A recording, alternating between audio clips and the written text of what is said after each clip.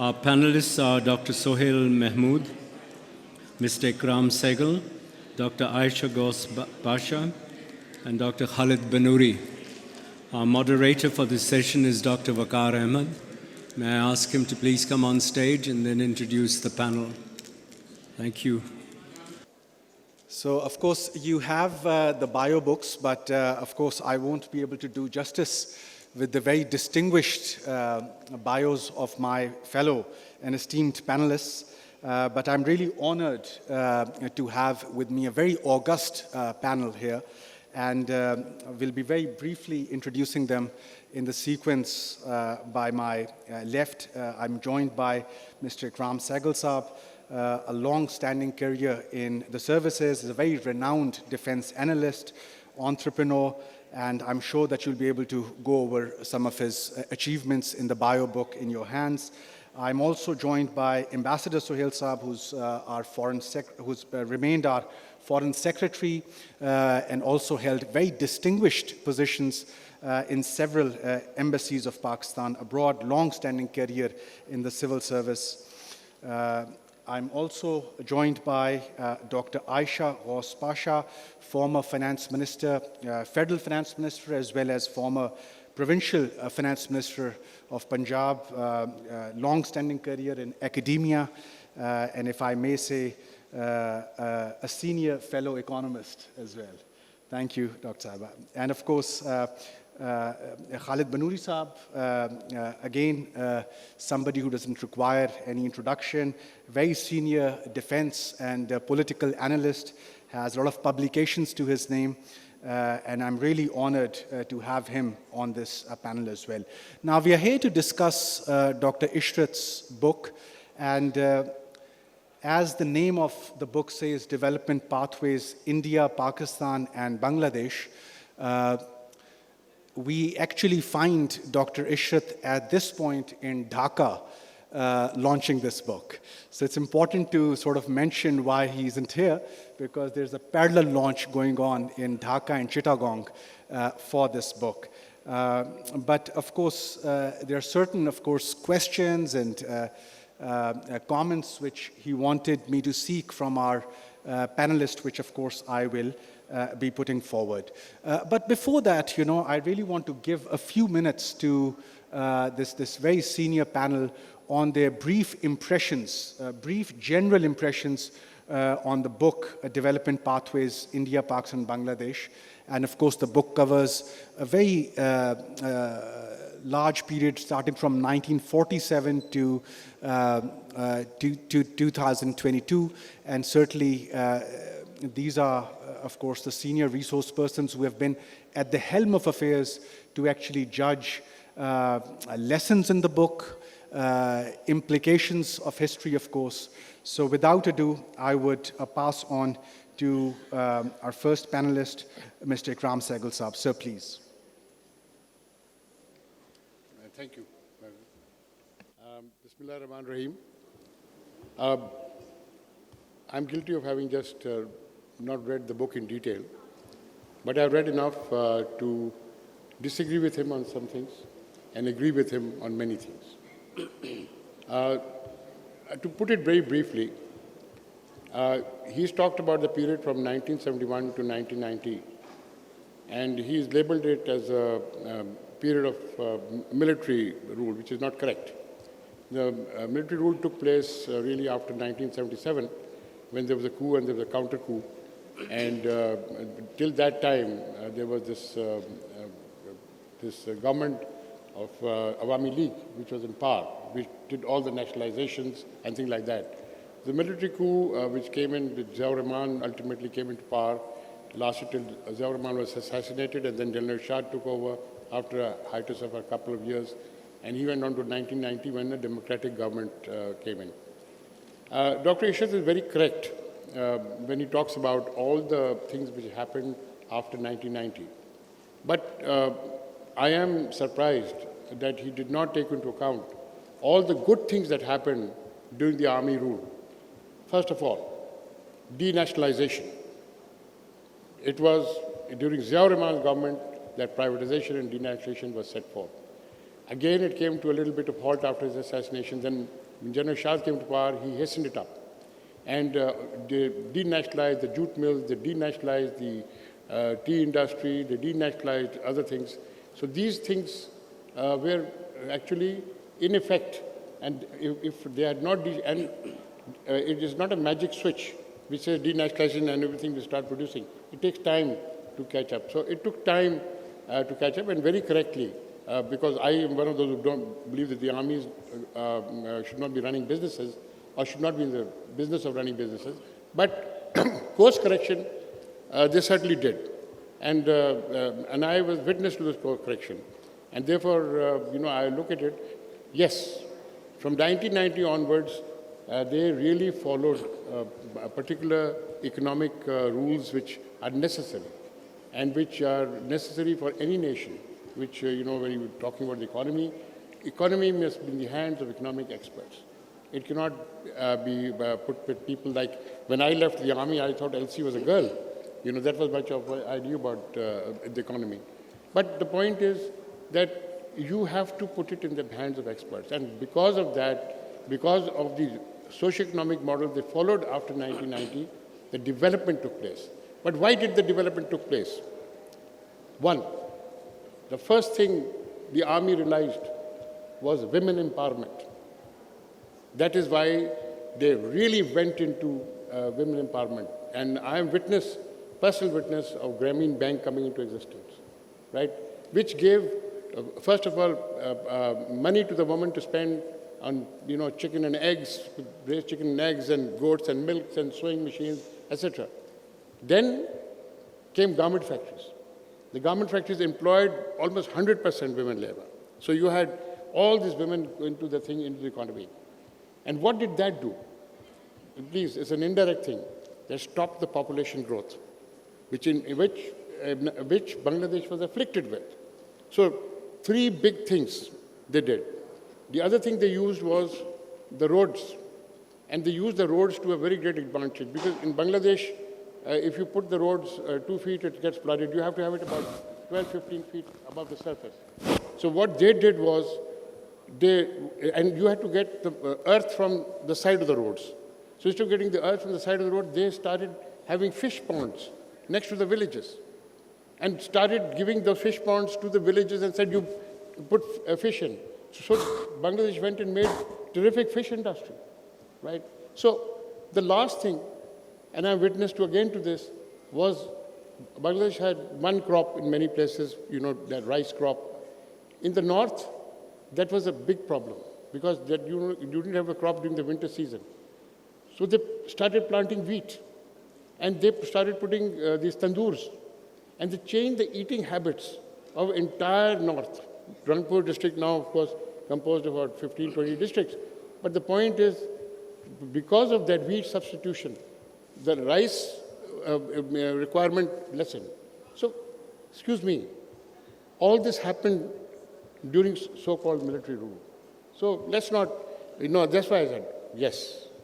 From 1990 onwards, Dr. Ishrat has been brilliant as far as his analysis of the Bangladesh economy is concerned. And there's no doubt about it. I agree with him almost 100% of what he wrote 900. Thank you for giving me the time. Thank you, sir. Let me turn to Ambassador Sohail. Sir, please. Bismillahirrahmanirrahim. Thank you so much. Let me begin by commending Dr. Ishrat and his co-authors for putting this book together. By the way, I have a copy which I can show to you all, and then I think it is also available at the bookstores, the stalls that have been set up. Well, I think for the first time, a comparative analysis of the 3 economies over the last 70 years has been attempted. So it's a very commendable venture. And in the book, there is, again, for the first time, consistent historical data given by these 3 economies. And I think it provides a very solid foundation for researchers and experts to further delve more deeply into questions. I'm sure through these discussions, many more questions would be raised, and many themes can be further explored, but it provides a very good, solid foundation for that. The book certainly highlights what were the approaches and the periodization is very important, approximately around the early 1990s, the first period, and then the later period when economic growth really flourished in all the three countries. Of course, they adopted different strategies. They, as a result, different trajectories their economies assumed, and obviously the effects and the outcomes were varied too. I think a good part of the book is also the chapter dealing with conclusions and some risks and pain points, what they call the authors. And this is a history of almost 75 years.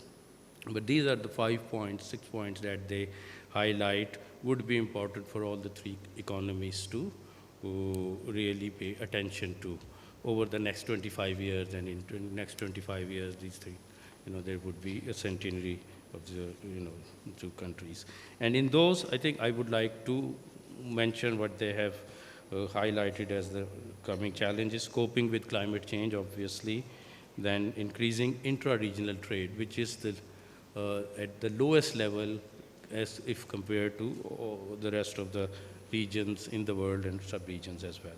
Then ensuring inclusive growth and reducing inequality, which again we have seen that while the economies have done well in India and Bangladesh, income inequality has really gone down also. Then managing urbanization, again this is the most rapidly growing phenomenon and how it would be handled, and ensuring institutional resilience and effective governance. Very importantly, I think very pertinently they have highlighted these. Some of the key takeaways for me personally stand out very well. One, of course, political stability remains fundamental to economic growth. Continuity of policy, again, remains very. And then sound economic management. At one level, you would assume that these are intuitively very important and pertinent. I think another good point about the book is that it clearly argues that sound economic management alone is not sufficient. And this process has to take place within the broader framework of investing in social and human development as well. I think the Bangladeshi example also stands out, in which through very effective actions in terms of population control, for instance, in terms of focusing on SDGs, especially health and education, and then women empowerment, they achieved very impressive results. So all in all, I think it's a very important contribution, both for the experts and practitioners, and I would imagine for lay readers as well. Thank you, sir. And you rightly mentioned his emphasis on the intra-regional trade, or the lack of, in the book. And I'm reminded by Dr. Aisha's vast work on this subject with regards to trade in the region, of course, which all of us, I think, we used to term it as a low-hanging fruit, Don't know if it can still be termed as a low-hanging fruit. So over to Dr. Aisha. Bismillahirrahmanirrahim. Thank you so much for inviting me, and I'm very happy to make these initial comments on the book. It's a very good read, and my congratulations to Dr. Husain and the other writers. As my the panelists have indicated, it's a good comparison of how development has taken place in the South Asia region, which actually accounts for something like 22% of the global population. Out of the total population, 22%, 1.7 billion people live here. And their economic prospects, their economic growth over the last 7 decades or so has been analyzed in this book. And of course, the book itself, the authors recognize that everything under the sun cannot be covered in one book. They have, and some of the things remain pending, and they've chosen particular areas in which the book emphasizes. A detailed discussion has been included in this book on the development pathways of the three countries. And clearly, it has been indicated how initially after the partition of India, the countries, the three economies adopted an inward looking import substituting approach, and what was wrong in it, and how in the next 20 years it was realized by all these countries that their approach is not the best way forward. And how since 1990, coincidentally, all three economies decide to change the path. From an inward substituting economic growth strategy, they go in for an outward looking opening up of the economy, export promotion, and so on and so forth. And that has changed the way the countries have progressed. And the book actually looks at the economic policies, not only in terms of growth and some of the fiscal policy, monetary policy, the key areas that we should, have been a focus in here have been the external trade side, the foreign direct investments, fiscal and monetary policies, but it also looks at the social side. And very importantly for someone like me also, how growth has affected the social development of the people. As I said, 1.7 billion people of these countries. The book initially analyzes poverty, inequality, the level of human development, labor markets, the social protection coming forward, brought forward, and the schemes and how they've impacted on the people. What I found very interesting in the book were some of the lessons drawn. And in the last concluding sections, I think they have indicated something like 8 lessons to be drawn from the pathway taken by these respective countries and the policies that they had adopted, along with a discussion of the risk factors, which has already been mentioned by the ambassador here. Let me very quickly highlight to you some of the areas that they conclude in the lessons learned. The first very important one is that this is no time for us to be really having an inward-looking policy, which is centrally governed economies. From this whole regime where the central government or the federal government or the public sector controls economic activity, that's not going to take us very far ahead in the world, which is a good lesson drawn from this book. This is not. What we need to do is to let the private sector go flourish. The responsibility of the state is to basically create the conducive environment, put in proper regulatory but no regime which will just ensure that the parities and inequalities don't take place like we have witnessed in our countries earlier. But the way forward is for the private sector to go forward. The second important part, and the government to just let go. Directly productive activities are not the responsibility of the state. This comes out from this book, and you and I will verify and say whenever governments take over direct production of things, it really doesn't do a good job. Our own day-to-day experience indicates that. So let's learn that lesson finally from all the 3 countries and move forward with it. A private sector and good regulation of the private sector is very important. You give them the conducive environment, have a good regulatory regime so that we don't have cartels and monopolies being formed and so on and so forth. But you should really push them forward and put them forward to move forward. Importance of export promotion cannot be emphasized enough. The success of the the countries, the South Asian region, is getting good share in the global trade economy, in promoting imports and strengthening foreign exchange reserves. This is where Pakistan has not kept pace with the other countries, the 2 countries being analyzed here, and this is something that we really need to push forward. And why may that be the case? One of the things which again emerges from this book and also from the other other researchers who have done this work is that policy continuity is very important. We cannot come and undo things that a previous government has done just because it was done by the previous government. This has been the fault of successive governments time and again. It shows and reveals immaturity of our political structures. I'm sorry if I'm being very candid here. But I think in the days that we are in, if we don't call a spade a spade, we're not serving anyone. Until and unless the problems are diagnosed, we cannot really prescribe anything going forward for it.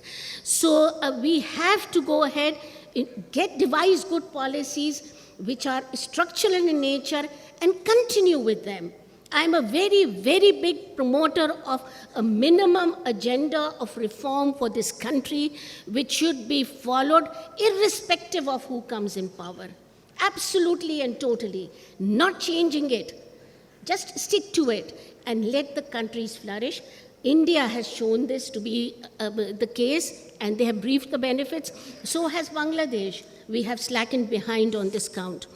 And of course, opening of the financial sector, the role of structural reforms, opening of the economy, the prices and so on and so forth. Without going into too much detail, let me tell you this, that the book is a good reading because it highlights these lessons. And I think we as economists and you as Pakistanis, some of you as economists, should really, really be able to ask the right kind of questions with the government, whichever comes in place. Are we really adhering to a path which can take Pakistan out of its current malaise, which can take Pakistan out of the booms and bust cycles it has been experiencing, irrespective of who's in government, over the last 7 decades or so? It is an important question. Some of the answers are provided here.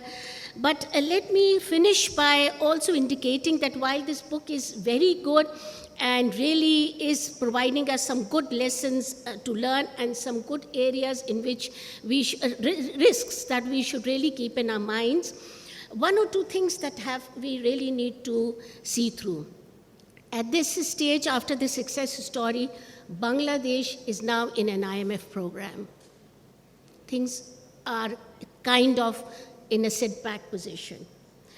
India, though it has $160 billion billionaires in the world, something which is remarkable, but it has the level of inequality and disparities which are not seen elsewhere, even in our region. When we compare Pakistan, India, and Bangladesh, our good point is that in comparison with the other two economies, our growth has been slow, but more inclusive.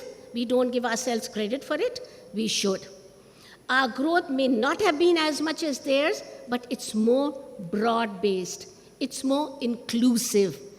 It is less inequality creating than the rest of the other two countries. And let's take our pride and, some credit where it's due and learn some lessons from it also. This is one of the things that we really need to emphasize. Though our extent of social development indicators, even compared to Bangladesh, are very low. But this is an area that we need to take some credit in while learning the lessons. And I think the rest of the discussion we can undertake in the subsequent question-answer session. Thank you. Thank you, Dr. Sehgal. I think you rightly touched upon Dr. Ishrat's emphasis on private sector-led growth, export-led paradigm as well. And one of the things I think which I'm reminded about, and Khalid Banuri Sahab has written a lot about it, is the pursuit of these three economies for economic partnerships in the region. But I'll turn to Khalid Sahab for his impressions on the book. Please, sir. Thank you very much. It's rather difficult to talk generically about the book when three very eminent speakers have spoken. But I think what I would, instead of being repetitive, I would want to make some general comments. And I want to begin by appreciating Oxford University Press by putting the book on the ceiling. If you look up, you see what this book is telling you. It is telling you that there's a concentric circle of economic policy, and the outward circle is about social development, and the challenge is that they have to interact and augment each other to take the countries forward. But this book actually does something completely different. It also gives us something which is comparison of 3 countries in this region over 75 years. That comparison, of course, has to be imagined in the ceiling, but there's an easier way, which is the book itself. It's a bit lengthy, to my understanding, but 4,500 pages or thereabouts, but it gives you a lot of scope of understanding how this environment has evolved over time and what have been our challenges. And there are recurring themes which continue to point out at there are fixes which are available, have been attempted, and there's good quality work possible where you could perhaps take this forward. And the biggest lesson that I take away from this book is that while good policies can be thought through, what you need is a sustainable ecosystem which will have these policies working in unison in some ways. And as you suggested, the regionalism, of course, and I'll come back more on that. But I think I want to make 2 more points. One is a direct quote from this book, which actually says it all. Strong and effective state with competitive, well-functioning markets, along with the supportive civil society organizations, altogether become a force multiplier. And that's the message that it says. What it says is you need to have the right environment for growth. And while there can be several quotes that one can use from this book, I use just one, which is about Bangladesh, in which it points out, and even from a distant lens, we can see that it is understandable to us that 2 political parties in Bangladesh that came into power, one after the other several times, have in various ways, they were bitterly opposed politically, but their economic policy was somewhat similar and had many common strands that continue to sustain the policy. Let me stop there for the moment and then come back. Thank you. Thank you, Khalid sir. I think you're ending at a very pertinent point to which Dr. Aisha also pointed out. This entire debate around Charter of Economy that we continue to hear about in Pakistan. And thank you for pointing that out. I want to turn to Ikram Saab now. Ikram Saab, Dr. Ishrat in his book is pointing again and again at a couple of places on the role of geography and what role geography has played in the development of these 3 economies. But the way a reader sort of reads it, at one point, geography has been termed as a challenge, while at the other points it has been termed as a potential benefit that has to be sort of accrued. So given that, of course, while the other 2 economies seem or seemingly do not have the same challenges which geography throws up, but we continue to do that on our western as well as eastern borders, I just want to take your impressions on geography, but also how you see geopolitics impacting the development paradigm of these 3 countries, please. To start with, we cannot choose our neighbors. We are unfortunate. We have India on one side, and on the other side, we are one of the most ungrateful nations on this earth, Afghanistan. It is a totally reverse policy. This is 2 moronic policies which, I'm sorry to say, we adopted. One was, because of that, we lost East Pakistan, was the defense of the East lies in the West. That was a moronic policy. Right. Number 2 was Afghanistan gives us strategic depth. Afghanistan just gives us strategic headaches, nothing else. Right. So the point is, we are blessed with geography. I don't agree with it. We are blessed with geography. We have the 2nd largest copper and gold reserves in the world, the 3rd largest coal reserves in the world. If you take the cotton and cotton industry, we have the 4th largest in the world. We have the 5th largest milk producing country in the world. We have the 6th largest wheat producing country in the world, right? We're the 7th largest rice producing country in the world. We have the means making nuclear warheads, we have the means of delivering them. This is a country which should have been going because of its geographical location. We are part of South Asia, we are part of Central Asia, we are part of the Middle East. You will be surprised to know that when India made us a lot of that thing, South Asia, denied South Asia to us virtually, the World Economic Forum turned around and made us part of Eurasia. We are now actually, in their terms, part of Eurasia. We are a gateway to Eurasia because the communication that takes place cannot go through India. So the communication has to stop at Karachi or Gwadar and then go on through Central Asia to Europe, etc. So, and then if you look at it westwards, from Shah Bahar onwards into Saudi Arabia and on to Africa. So geographically, we are blessed, right? So my point is that it's not a question, and we cannot choose our neighbors, like I said earlier. We have to, just one thing, another thing I just wanted to point out in this thing that Dr. Ishrat wrote there, that Bangladesh did not put in that much into the defense industry. That is wrong.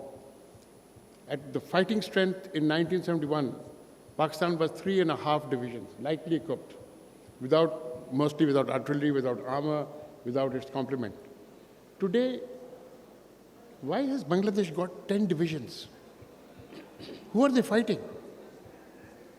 All those divisions are in proximity of India. So who is Bangladesh got from 3.5 divisions? They've got now 10 divisions, including one almost an armored division in the north, because there are 2 brigades, armored brigades, independent, and a 3rd brigade. So they are spending a lot of money on defense also. Of course, we do not know who they want to fight, right? So my point is, we have to look inwards, and I agree with our economists and what they've said, that we have to do something basic. One is simplify taxation. Taxation is horrendous in this country. I cannot fill out my tax forms. Number 2 is, for God's sake, don't tax your electricity bills. You tax your electricity bills, you're passing it on to the consumer. Why should he pay taxes on his electricity bills? It's unheard of. Number 3, why tax fuel? So I tell you, the best period that Pakistan had, please believe me this, is during the pandemic. Because interest rates went down from high of this thing down to 3%. I have about 12,000 people in my security services group. We could not have survived. We had to lay off, we were ready to lay off 2,000 until the State Bank came up with this replenishment thing, 3% tax. Because of that, we survived. So there's a morale here. You bring the taxes down. You're talking about private sector. You can only promote the private sector if you make it wherewithal for the private sector to succeed. You cannot theoretically talk about the private sector and say, yes, private sector, etc., and then keep the taxes high and keep the interest rate high. So, yes, I agree that thing. Please, it is correct. The private sector must this thing. Number 3, one thing, please. In Bangladesh, when they denationalized across the board. There were a lot of sick industries. They let it go. They denationalized even their most profitable industries. There were 65 jute mills, they denationalized them. 8 of the jute mills never opened its doors again. But they denationalized them and privatized them and sold them away. Took the burden off them. Why should we be persisting with PIA, for God's sake?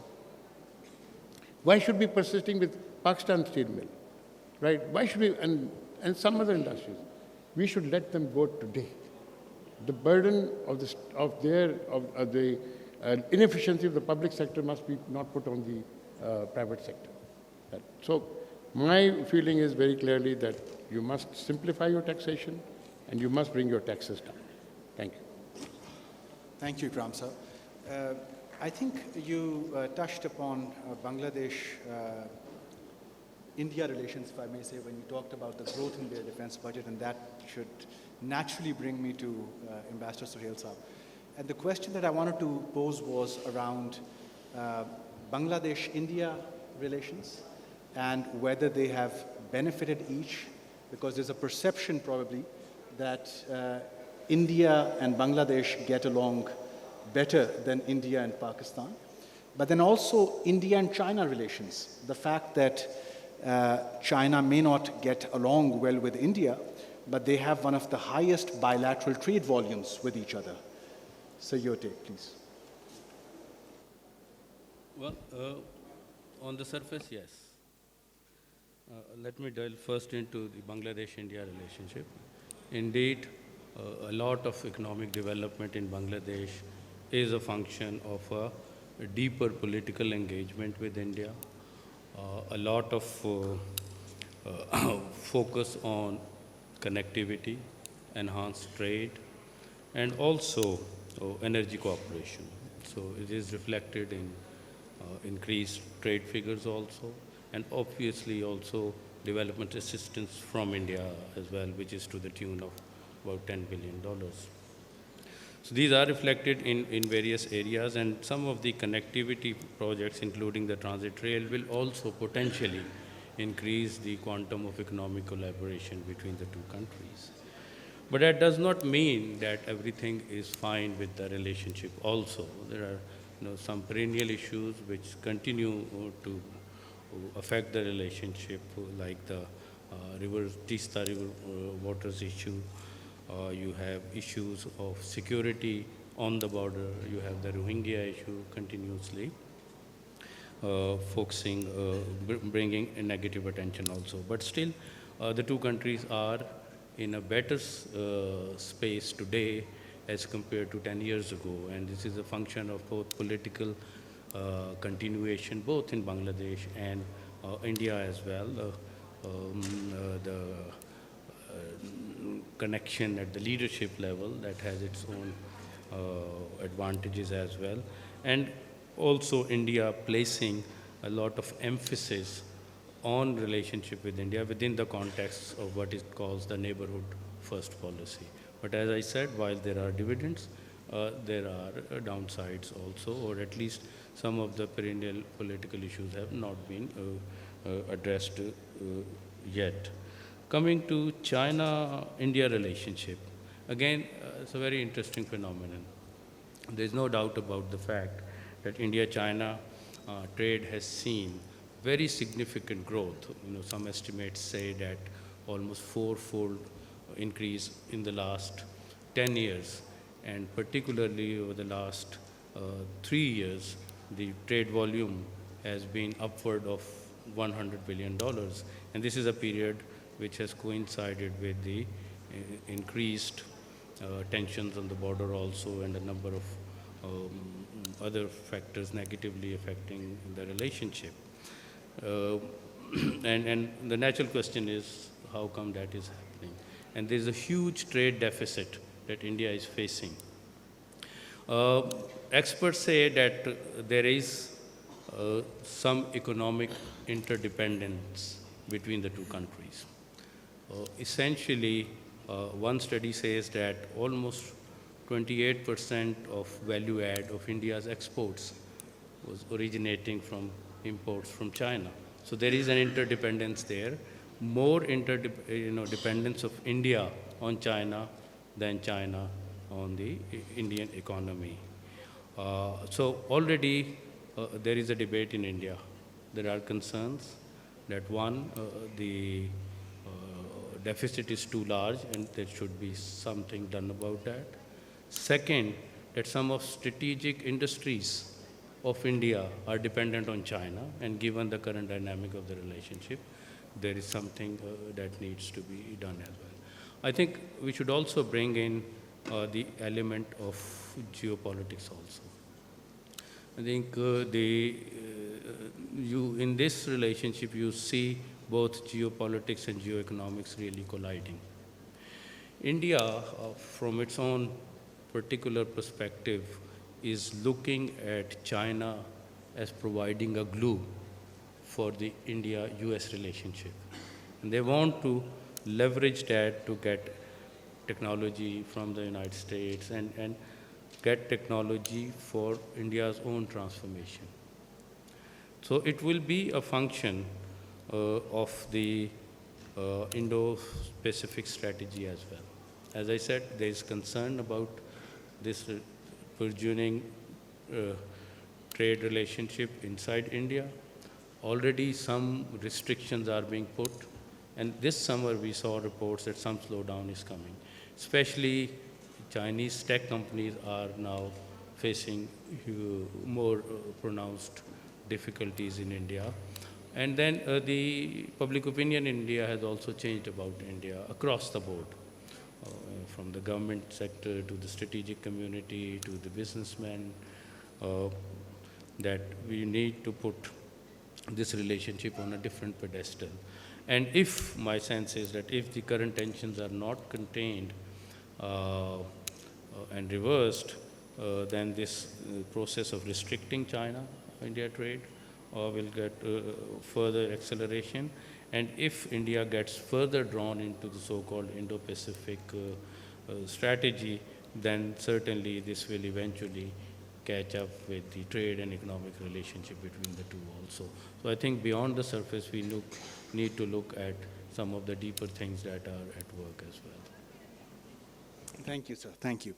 And I think on the trade question, of course, I wanted to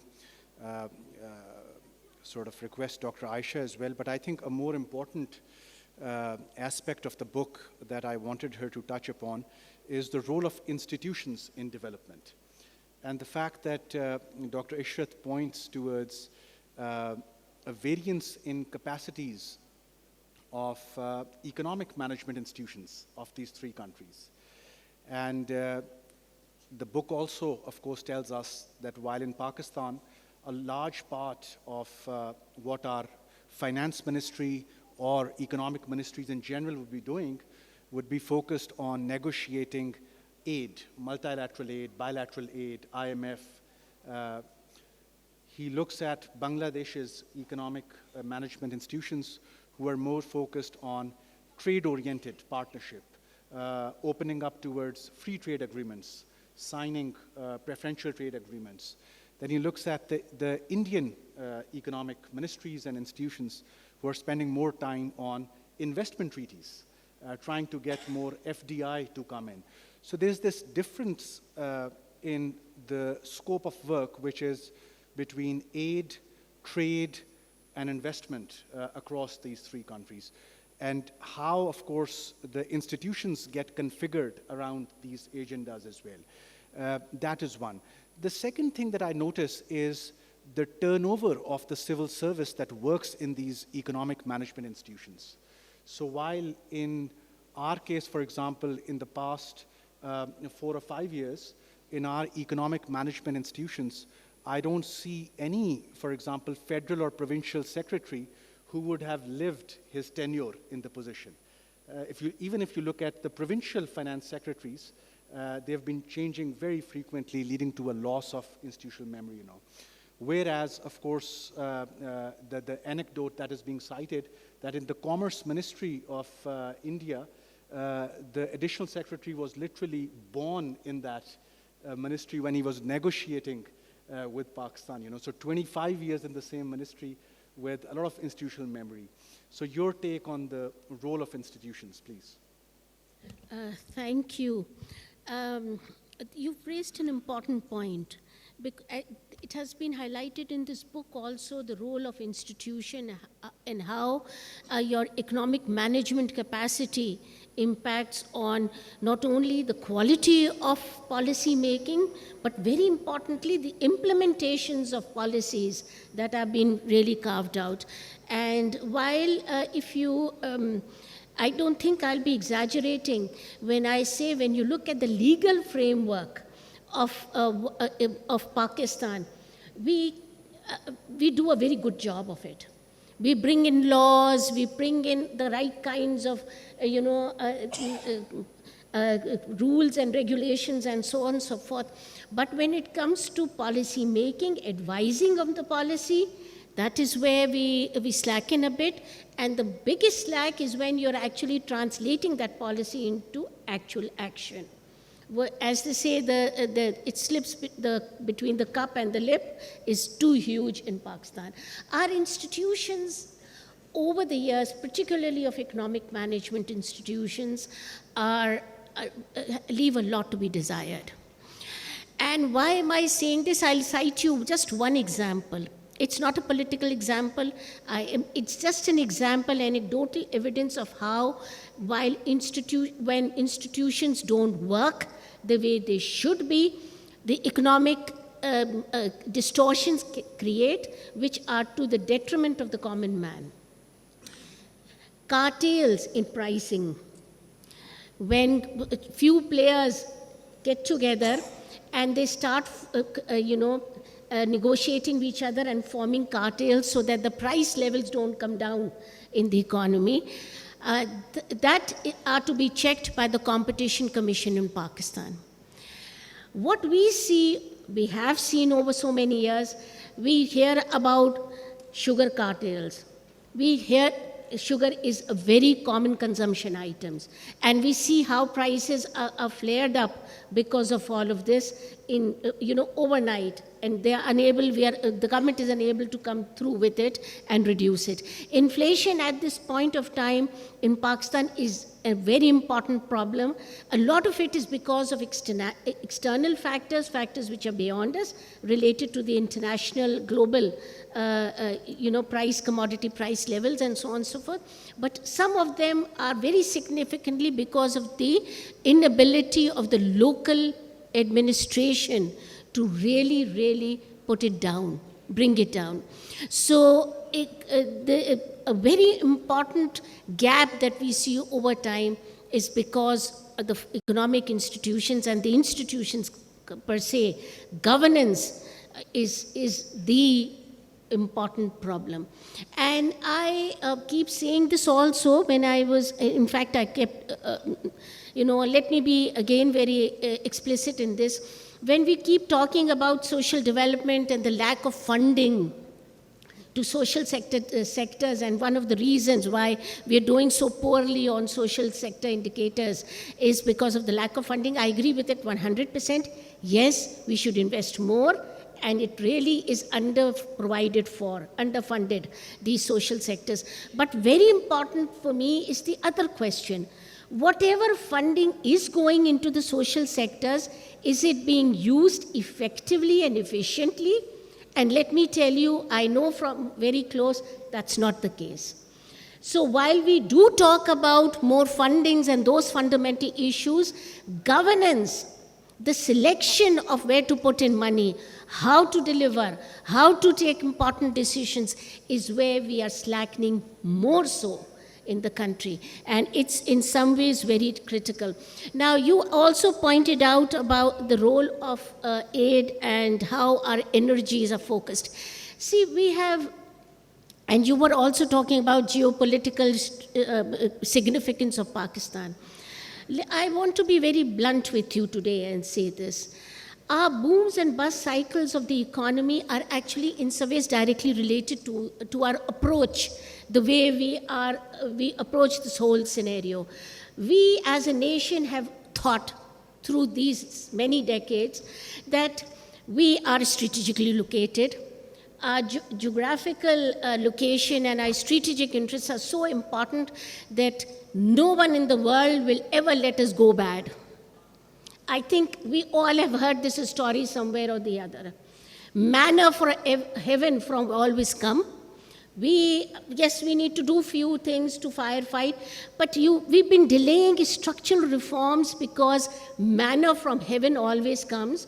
It just gives us some, energies to pass through difficult times, but we really have postponed undertaking critical reforms because of this expectation of manna from heaven.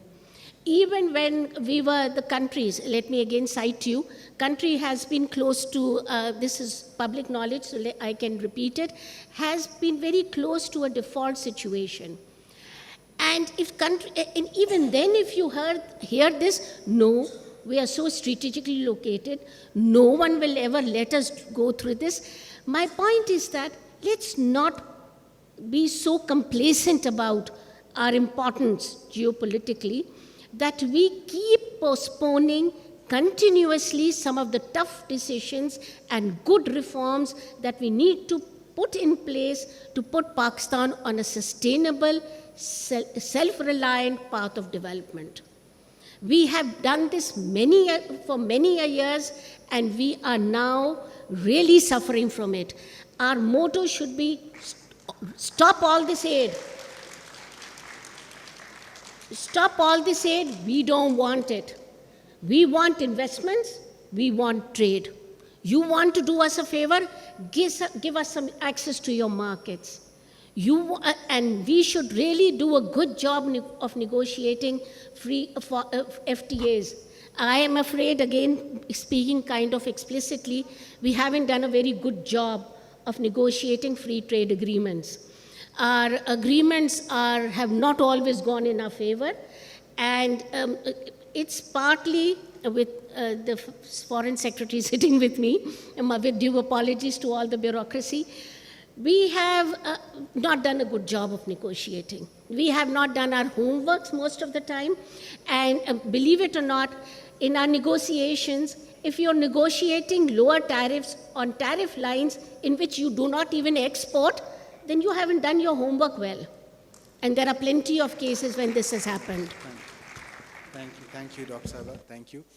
Let me turn to Khalid Saab, and one of the things that the book specifically points out is the role of non-traditional security threats as we know them, and the fact that the book makes a case that issues such as climate change, food insecurity in the region, water levels coming down in the region as a whole, not just Pakistan, all of these require a regional solution. And I think your comment would be important, that do you see the regional setting coming together on these issues? Ikram Sahab rightly pointed out towards COVID. COVID was probably the last time that we saw that SAARC health ministers came together, I can't recall any other recent example, but your comments, sir. Thank you.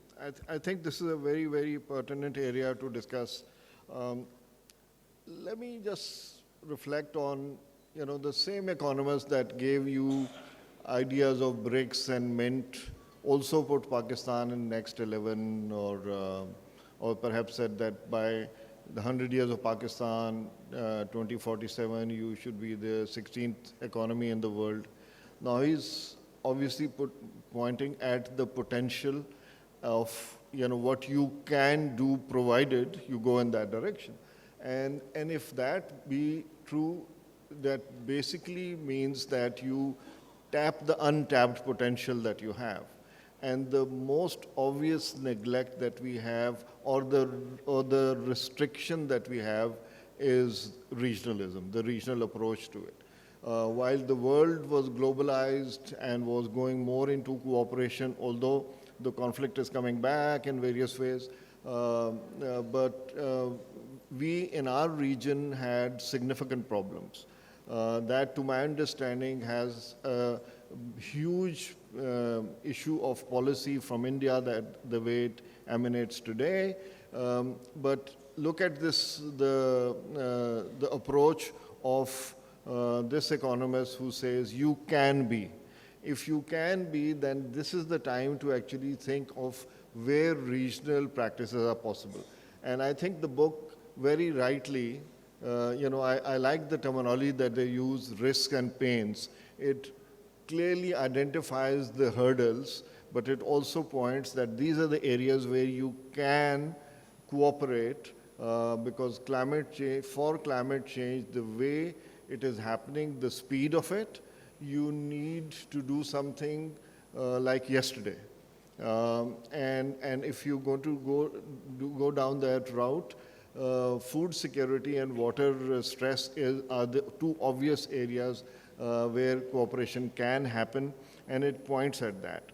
Ishrat Saab says markets do not function properly in the presence of externalities, information asymmetries, distributional disparities. And one of the obvious distributional disparities is this approach to regionalism.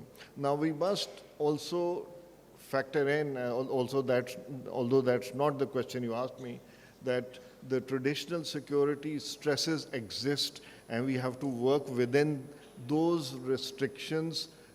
Some of them or most of them are not brought in by Pakistan, but we are in there.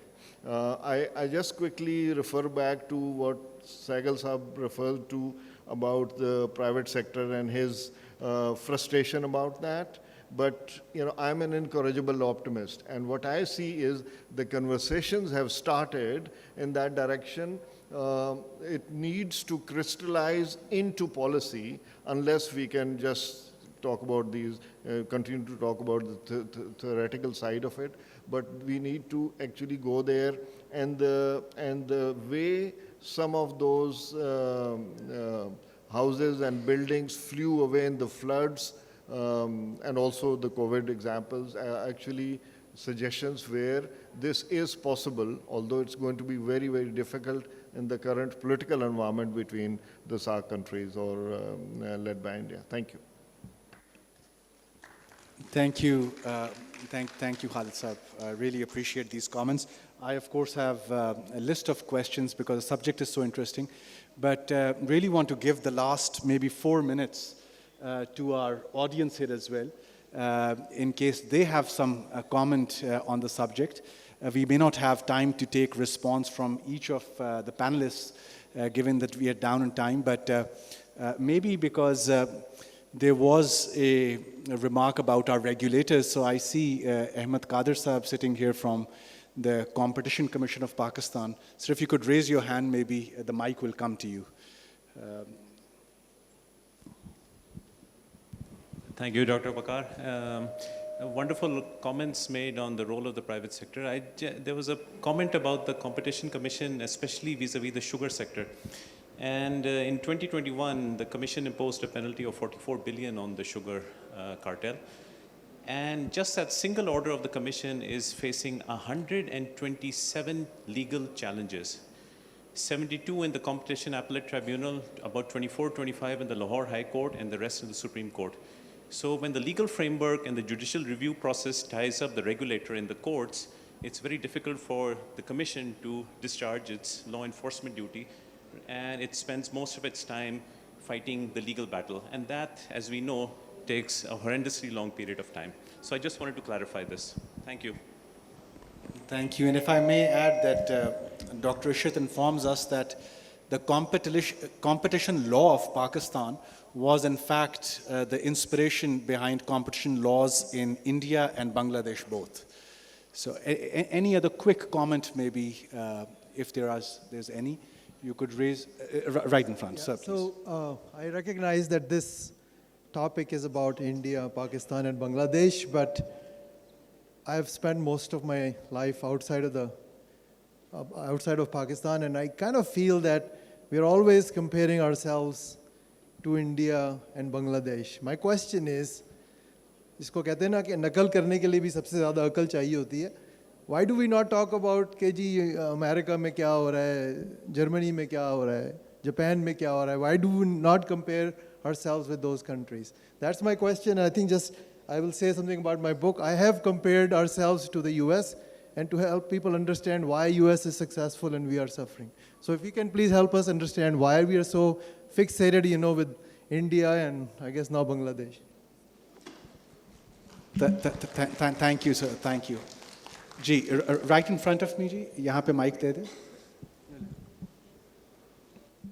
Assalamu alaikum. Thank you so much. Always informative and incredible, that these spaces are still around, to have open discussions on important issues in public discourse.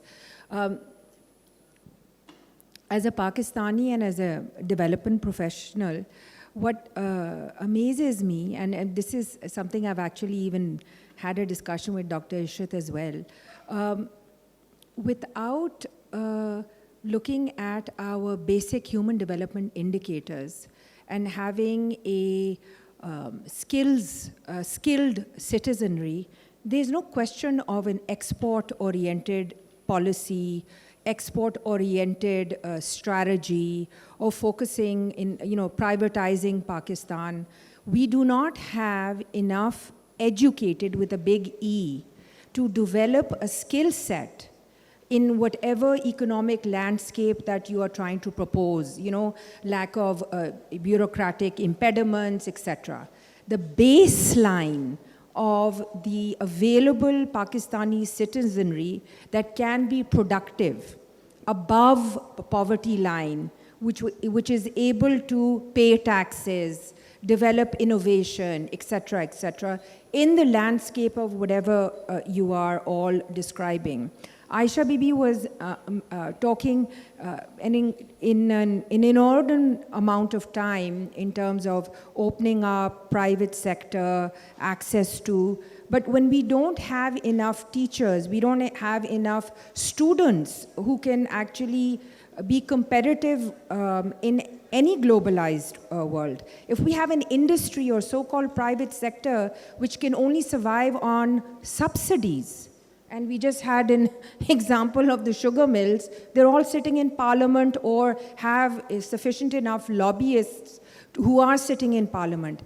In fact, the question I would like to ask this panel is, which industry in Pakistan is not subsidized? Thank you. Which industry is not subsidized? Is that the solution for Pakistan? Thank you. Very important point. So I'm being told that the time is up. So I'll just request any of my esteemed panelists for a 30 seconds response, because I'm being told that the next panelists have arrived. So, sir, please. Yes. The security services industry is not subsidized. Right? Don't just say that. There are about 1 million private cards. So it's not subsidized. Any other panelist who would like to respond? Very quickly, a couple of points. One, there was a question about why we are fixated on India. Well, this particular conversation is taking place on India and Bangladesh because of a book that we were reviewing. So hence, this focus in this session. But quickly, 2 points. One, Dr. Aisha spoke about the institution's role, and I often wonder what has happened to us, what is our major undoing, and I'm always reminded of an answer one of my seniors used to give, which was that when all was said and done, more was said than done. So I think we talk more and do less. And just one last point again, I think she's right, Dr. Aisha, that Pakistan over the decades has overplayed the geostrategic card. And I think some course correction has taken place now. In the last national security policy, there is a pivot to geoeconomics. I hope we pool our efforts and resources to make sure that this concept is also operationalized quickly. Thank you, sir. Thank you. Any last comments? Thank you, everyone. Very quickly, the point raised was about the we have a very big resource, the human capital.